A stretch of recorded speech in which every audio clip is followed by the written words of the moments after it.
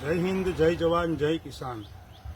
મિત્રો, વિસાવદર તાલુકાના ગામડાઓમાંથી સરકારી અનાજની ચોરી થઈ છે. અનાજ માફિયાઓ દ્વારા જે રેશન કાર્ડમાં મળતું અનાજ, એ અનાજને બારોબાર વેચી દેવામાં આવ્યું છે અને ગરીબ લોકોને, નાના માણસોને જે અનાજ સરકાર તરફથી મળે છે રેશનિંગ કાર્ડમાં, એ અનાજ આપવામાં આવ્યું નથી.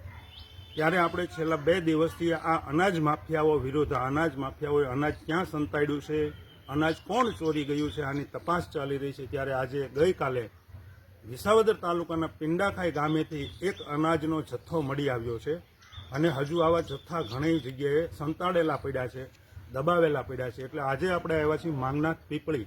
આ પણ વિસાવદર તાલુકાનું જ ગામ છે અને માંગનાથ પીપળીનો અને નાના કોટડા ગામને વિતરણ કરવાનો જે જથ્થો હતો, એ જથ્થો પણ ચોરાઈ ગયો છે, એટલે કે ગાયબ થઈ ગયો છે.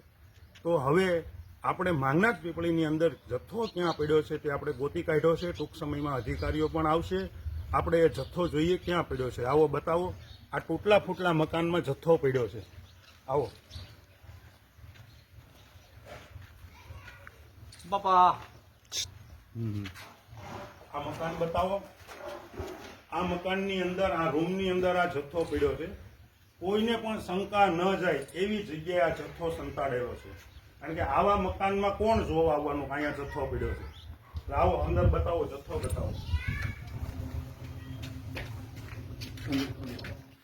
આપ જોઈ શકો છો, આ અનાજનો જથ્થો છે. આ બધો જથ્થો અહીંયા સંતાડેલો પડ્યો છે. આ સરકારી અનાજ છે. નાના માણસોને, વંચિત માણસોને આપવા માટેનું આ અનાજ જે સરકાર મોકલી રહી છે, એ આ અનાજ છે. આ માફિયાઓ દ્વારા આ જન્માષ્ટમીના તહેવારમાં આપવાનું હતું અનાજ, એ નથી આપ્યું. એને બદલે આ ચોરી લીધું છે અને ચોરીને અહીંયા સંતાડી દીધું છે. આ અનાજ છે. અને હજુ ગામ લોકોના કહેવા મુજબ અહીંયાથી 2 દિવસ પહેલા રાત્રે ટેમ્પા ભરાઈ ગયા છે, રિક્ષાઓ ભરાણી છે.